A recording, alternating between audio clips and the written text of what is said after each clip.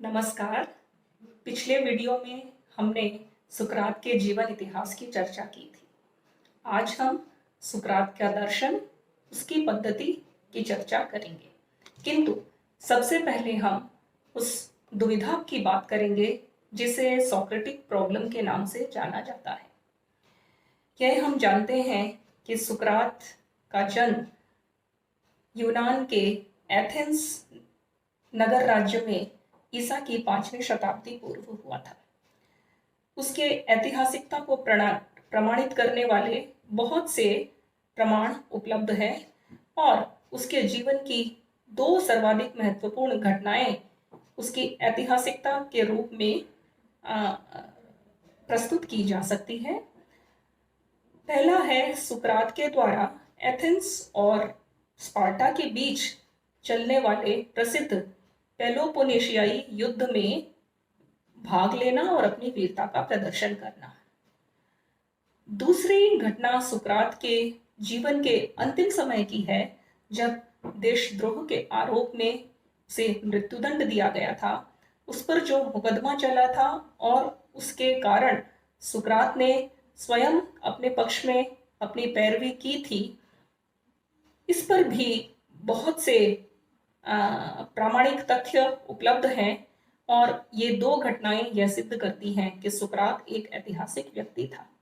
किंतु सुकरात के विचार क्या थे, उसका दर्शन क्या था, इस बारे में विचारकों में और इतिहासकारों में बहुत अधिक मतभेद हैं और इन मतभेदों के कुछ कारण भी हैं।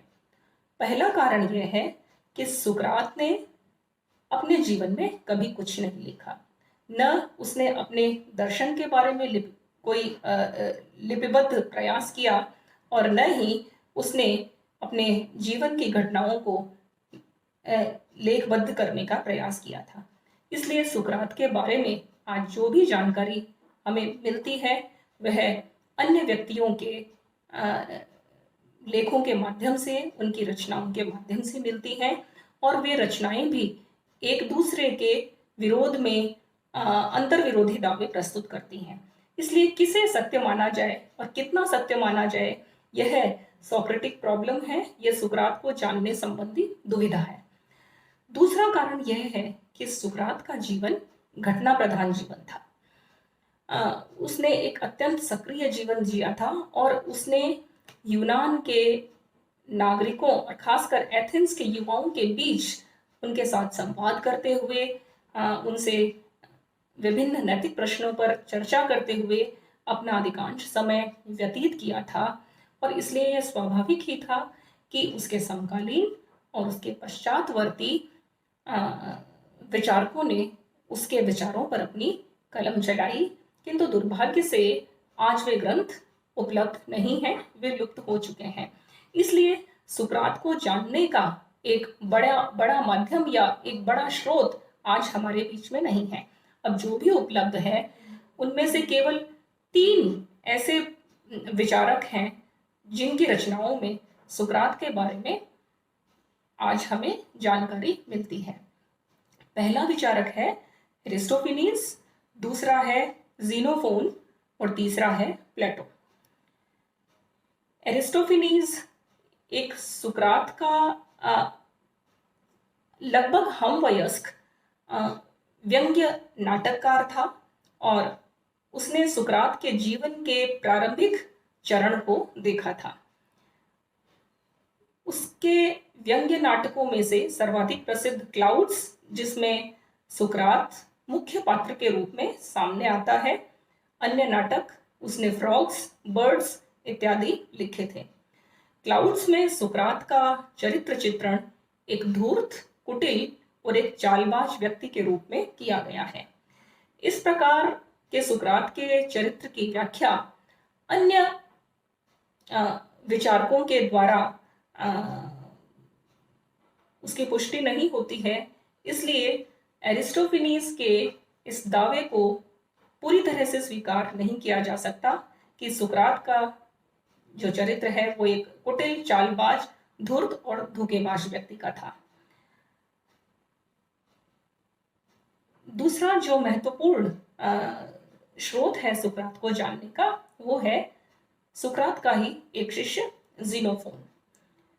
जीनोफोन ने यूनान का इतिहास या हेलेनिका नामक एक ऐतिहासिक ग्रंथ लिखा, और इसके अलावा भी मेमोरेबलिया, एपोलॉजी, सिंपोजियम आदि रचनाओं में उसने सुकरात के जीवन के बारे में चर्चा की है। 19वीं शताब्दी तक जीनोफोन के विचारों को ही सुकरात का प्रतिनिधि विचार माना जाता था, किंतु 19वीं शताब्दी में जर्मनी के एक प्रसिद्ध विचारक फ्रीडरिक शायरमाकर ने जीनोफोन को सुकरात का प्रतिनिधि विचारक मानने पर प्रश्न चिन्ह लगाया, क्योंकि उनके अनुसार जीनोफोन एक सामान्य सैनिक था। वह एक सामान्य बुद्धि का धनी था। उसमें सुकरात की उस असाधारण मेधा और प्रतिभा को समझने की शक्ति नहीं थी कि वह उसको हूबहू उसी रूप में चित्रित कर दे, उसको अभिव्यक्त कर दे। इसलिए शायरमाकर ने ही यह मत प्रतिपादित किया कि सुकरात के दर्शन का सही प्रतिनिधित्व जीनोफोन ने नहीं, वरन प्लेटो ने किया है। सुकरात के विचारों को सर्वाधिक प्रामाणिक 20वीं शताब्दी में जिस विचारक को माना गया वह है प्लेटो। प्लेटो सुकरात का प्रधान शिष्य था, और प्लेटो ने बहुत सारे ग्रंथों की रचना की थी, और लगभग सभी ग्रंथों में उसने सुकरात को प्रमुख पात्र के रूप में उसने अपनी बात सुकरात के मुख से कहलवाई है। प्लेटो की रचनाओं को कालक्रम के अनुसार 3 भागों में बांटा गया है। उसने अपने जीवन के प्रारंभिक चरण में जो संवाद लिखे उन्हें अर्ली राइटिंग्स या अर्ली डायलॉग कहा जाता है, और यह माना जाता है कि इस चरण में वह अपने गुरु से सर्वाधिक प्रसिद्ध था। उसके अपने विचारों का अभी विकास नहीं हुआ था, तो उसके विचार सुकरात के प्रतिनिधि विचार इन ग्रंथों में माने जा सकते हैं। प्रौढ़ावस्था में लिखे गए उसके ग्रंथ मिडिल डायलॉग्स, और जीवन के अंतिम चरण में उसके द्वारा लिखे गए जो संवाद हैं वो लेट डायलॉग्स के नाम से जाने जाते हैं। कालक्रम के अलावा भी अन्य लोगों की रचनाओं के साथ उन्हें इस प्रकार से समूहबद्ध किया गया कि उन सभी को अर्ली राइटिंग्स, मिडिल राइटिंग्स और लेट राइटिंग्स में सभी को सुकरात का प्रतिनिधि मानने वाले ग्रंथों को अलग से करके उन्हें सुकरात के विषय में जानने के लिए उपयुक्त समझा गया।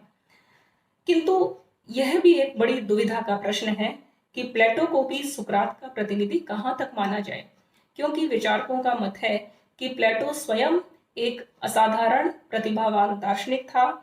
यह संभव नहीं था कि वह अपने ग्रंथों में सिर्फ सुकरात के ग्रंथों का प्रतिनिधित्व, सिर्फ सुकरात के विचारों का प्रतिनिधित्व करके रह जाता, बल्कि उसके जीवन के प्रौढ़ावस्था में लिखी गई जो घटनाएं हैं और जो संवाद हैं वो मुख्यतः प्लेटो के अपने मौलिक विचार हैं, जिन्हें वह सुकरात के मुख से कहलवाता जरूर है।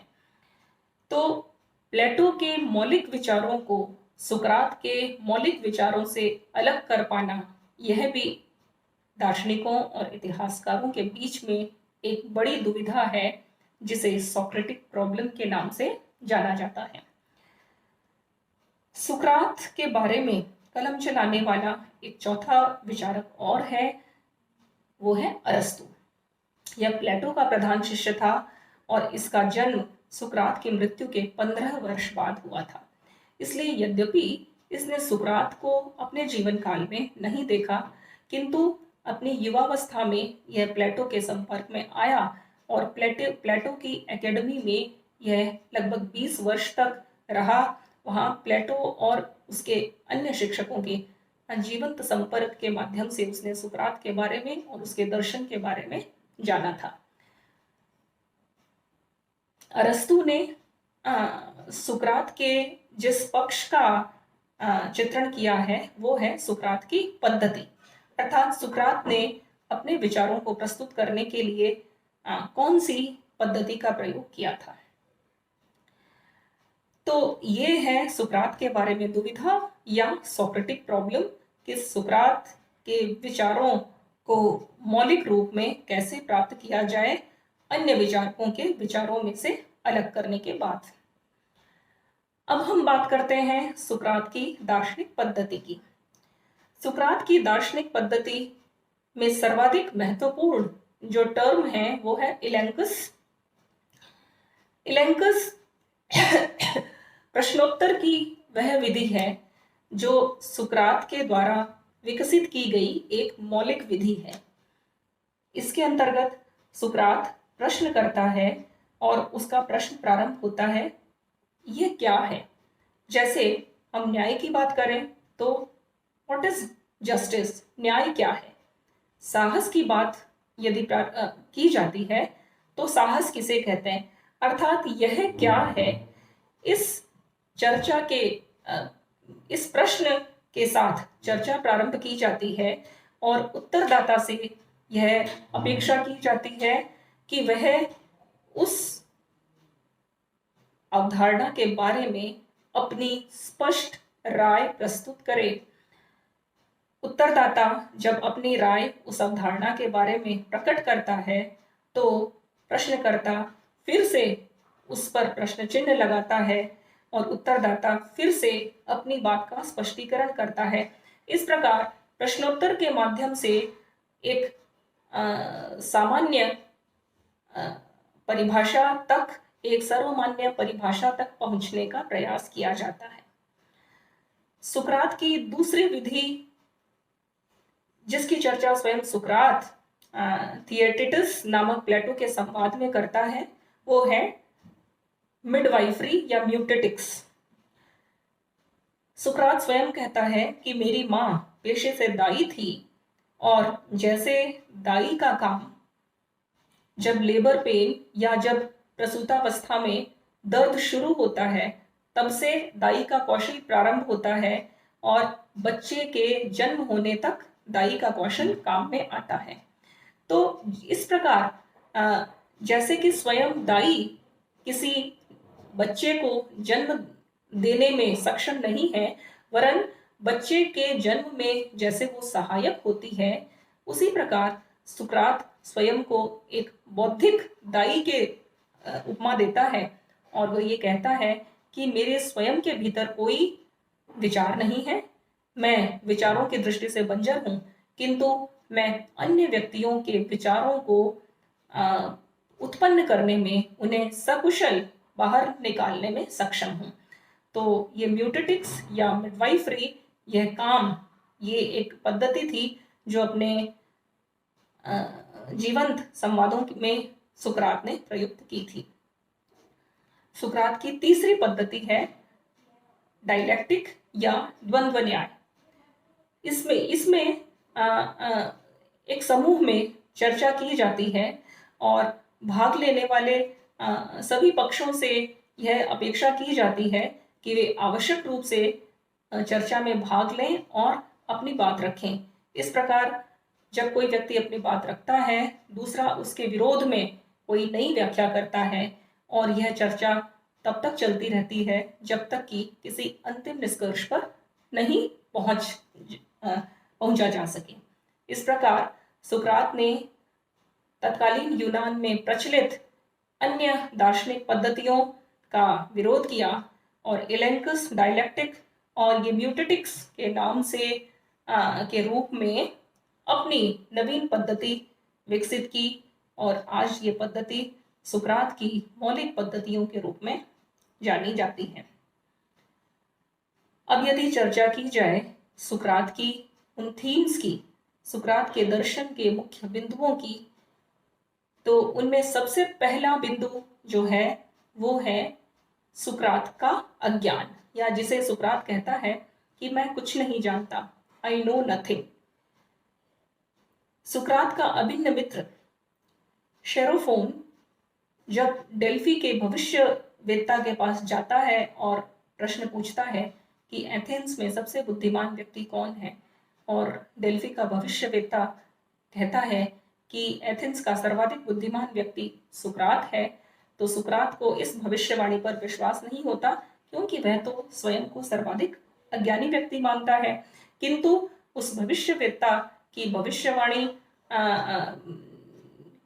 को सिद्ध करने के लिए या उस पर प्रश्न चिन्ह लगाने के लिए, उसको गलत सिद्ध करने के लिए वह लोगों से संवाद प्रारंभ करता है, और विभिन्न प्रकार के संवादों में बार बार वो यह देखता है कि अन्य लोग स्वयं को ज्ञानवान समझते हैं, जबकि ऐसा नहीं, वे अज्ञानी हैं। और सुकरात इस निष्कर्ष पर पहुंचता है कि अन्य व्यक्ति उतने ही अज्ञानी हैं जितना कि वह स्वयं, किंतु वह अन्य दूसरे लोगों से इस रूप में अधिक बुद्धिमान है कि सुकरात को अपनी अज्ञानता के प्रति चेतना है, वह जानता है कि मैं अज्ञानी हूं, जबकि अन्य व्यक्ति अपने अज्ञान से अनभिज्ञ हैं और वे स्वयं को ज्ञानवान बताते हैं। सुकरात की दूसरी महत्वपूर्ण थीम है केयर फॉर सोल, या आत्मा की रक्षा, आत्मा की देखभाल। सुकरात ने अपना संपूर्ण जीवन आत्मा की देखभाल के लिए लगा दिया। सुकरात ने अपनी आत्मा के लिए जिस प्रकार का जीवन जिया, अपने जीवन में जो गरीबी धारण की, तत्कालीन यूनान के ऐश्वर्यमय वातावरण में, जबकि यूनान का नागरिक पैसा, पद, प्रतिष्ठा और सम्मान के लिए भागता था, सुकरात ने उस वातावरण के बीच में यह मत व्यक्त किया कि सर्वाधिक महत्वपूर्ण आत्मा की रक्षा करना है, और इसके लिए उसने स्वयं को गैडफ्लाई की संज्ञा दी, अर्थात डंक मारने वाली मक्खी। वह बताता है कि जिस प्रकार गैडफ्लाई घोड़े पर डंक मारती है तो घोड़ा उत्तेजित होकर दौड़ने लगता है और वह शांति से नहीं बैठ सकता, उसी प्रकार वह कहता है कि मैं भी एक प्रकार की गैडफ्लाई हूं, और जब मैं तीखे प्रश्न करता हूं, तीखे प्रश्नों के डंक मारता हूं, तो जिज्ञासु व्यक्ति शांत नहीं बैठ सकता, वह उत्तेजित हो जाता है और अपनी आत्मा के उत्थान के लिए प्रयास करता है। तो सर्वाधिक महत्वपूर्ण है कि पद, प्रतिष्ठा, लाभ और पैसा, इन सब से इतर अपने आत्मा की पवित्रता की रक्षा करना। सुकरात की तीसरी महत्वपूर्ण थीम है अपरीक्षित जीवन जीने योग्य नहीं होता, unexamined life is not worth living.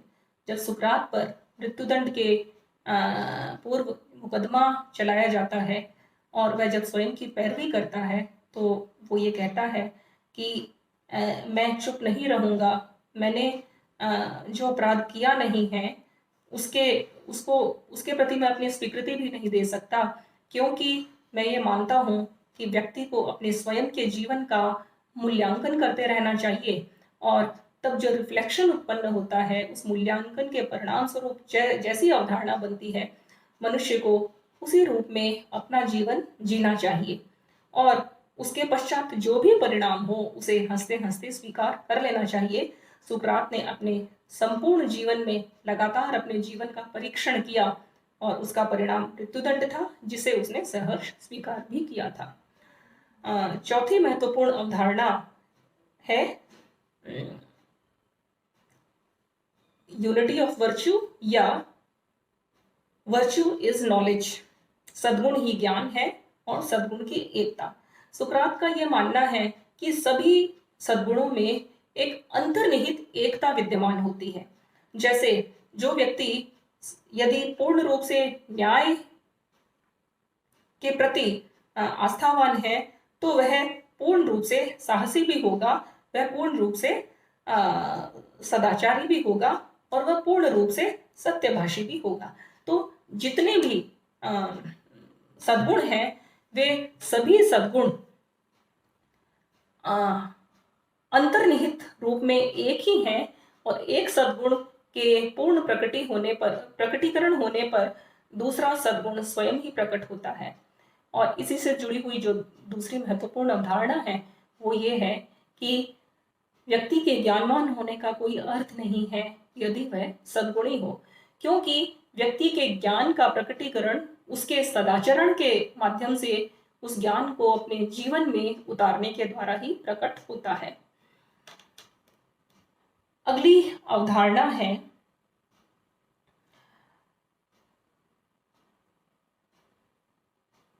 what you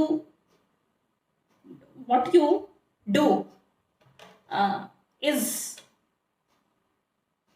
correct knowingly, अर्थात कि आप जो भी करते हैं वह जानबूझकर गलत नहीं करते, वह आप सत्य मानते हुए करते हैं।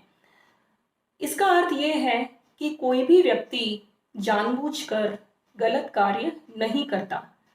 जब वह कोई गलत काम कर रहा होता है उसका अर्थ यह है कि उसे उस कार्य के गलत होने का आभास नहीं है, और यदि उस कृत्य के मिथ्यात्व के प्रति पहले से ही उसे बता दिया जाए तो वह उस कृत्य को करने से बचेगा।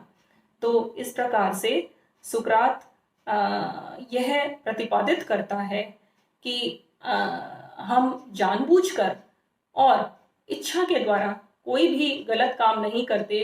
प्रत्येक व्यक्ति शुभ कार्य करता है और वो शुभ की तरफ ही आगे बढ़ना चाहता है। यदि कोई गलत कार्य उसके द्वारा किया भी जाता है तो वह अज्ञान का परिणाम है, न कि ज्ञान के प्रकाशित होने के पश्चात का परिणाम है। अगला महत्वपूर्ण बिंदु सुकरात के दर्शन से निकलता है वो ये है कि अन्याय करने की अपेक्षा अन्याय को सहना ज्यादा उचित है। इसका अर्थ यह है कि अन्याय किसी भी रूप में स्वीकार्य नहीं है, न अन्याय करना चाहिए और न ही अन्याय सहन करना चाहिए। किंतु यदि इन दोनों स्थितियों में किसी एक का चयन करना पड़े तो भी हमें किसी भी कीमत पर अन्याय नहीं करना चाहिए। हम अन्याय सहन कर सकते हैं।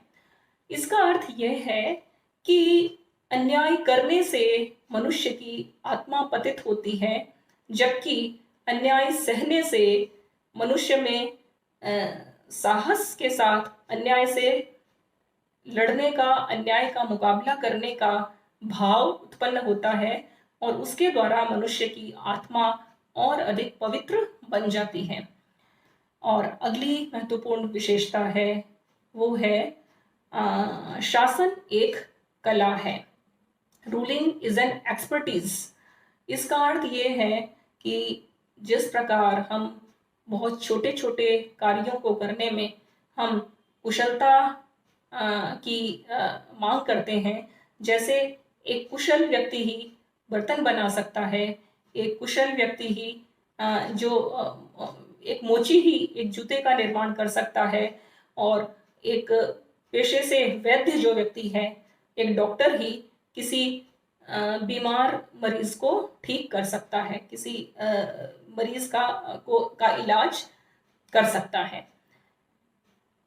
इसी प्रकार से शासन करना भी एक कला है, और शासन का अर्थ है कि नगर राज्यों की बुराइयों को शासकों के द्वारा दूर किया जा सके। तो उन बुराइयों को दूर करने के लिए भी हमें आत्मा की पवित्रता वाले उस सदाचारी व्यक्ति की आवश्यकता है, जो कि नगर राज्यों की बुराइयों को पहचान सके और उन्हें अपने सदाचरण के द्वारा दूर कर सकें। इसलिए यह बहुत आवश्यक है कि शासन करने के लिए हमें विशेष रूप से सदाचार के लिए प्रवृत्त व्यक्तियों की सहायता ली जानी चाहिए। तो इस तरह से वह जब ऐसी व्याख्या करता है, इसका अर्थ ये है कि सुकरात उस भीड़तंत्र की कटु आलोचना करता है जो कि एथेंस में तत्कालीन वातावरण में जिसके कारण बहुत अधिक भ्रष्टाचार उत्पन्न हो रहा था, और उसका कारण वह ये कहता है कि हम शासन को एक एक्सपर्टीज नहीं मान रहे हैं, हम किसी छोटे से कार्य को करने के लिए जब एक विशेष कौशल की मांग करते हैं, शासन के लिए ज़रूर उस कौशल की आवश्यकता है।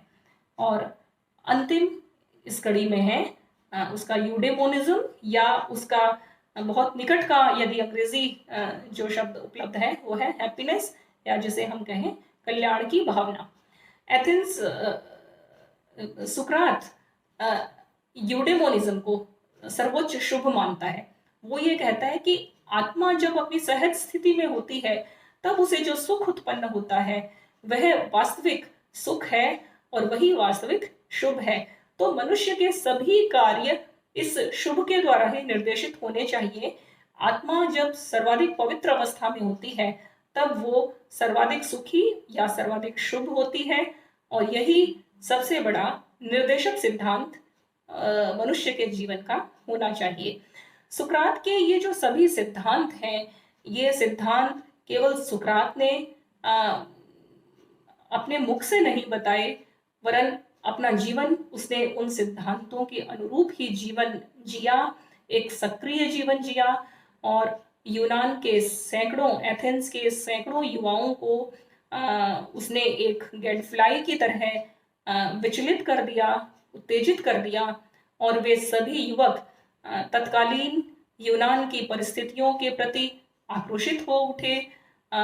यूनान के, एथेंस के जो शासक गण हैं वो इस बात से परेशान हो उठे कि सुकरात ने अपने उन नवीन सिद्धांतों के माध्यम से एथेंस के लोक जीवन को, एथेंस के सामाजिक जीवन को अपरूट करने का कार्य प्रारंभ कर दिया है, जो सदियों से एथेंस में चला आ रहा था। इस प्रकार से सुकरात के जो कुछ भी विचार हमें आज मिलते हैं वे सभी सेकेंडरी या द्वितीयक स्रोतों के माध्यम से प्राप्त होते हैं। जैसा कि ग्रेगरी व्लास्टोस, जिसने कि सुकरात के और प्लेटो के जीवन का गहन अध्ययन किया था, उसने यह कहा था कि सुकरात के जीवन की विभिन्न घटनाओं का और अन्य व्यक्तियों के द्वारा प्रस्तुत बातों का विश्लेषण करके प्रत्येक अध्येता यह स्वयं निर्णय करे कि सुकरात के दर्शन का कितना अंश मौलिक है उन ग्रंथों में और कितना उन व्यक्तियों का स्वयं का है। किंतु सर्वाधिक महत्वपूर्ण जो बात है वो यह है कि सुकरात उस महानतम दार्शनिकों की कड़ी में संभवतः पहला व्यक्ति था जिसने कि यूरोप के जीवन को विचलित और उत्तेजित करने का कार्य किया, और उसे एथेंस के ईसा मसीह की संज्ञा दी गई। आज के यूरोप का दर्शन पूरी तरह से सुकरात का ऋणी है। सुकरात ने जो पद्धति बताई, सुकरात ने जिन मूल बिंदुओं को उठाया दर्शन के क्षेत्र में, आज यूनान का जो दार्शनिक भवन है वो उसी नींव पर खड़ा है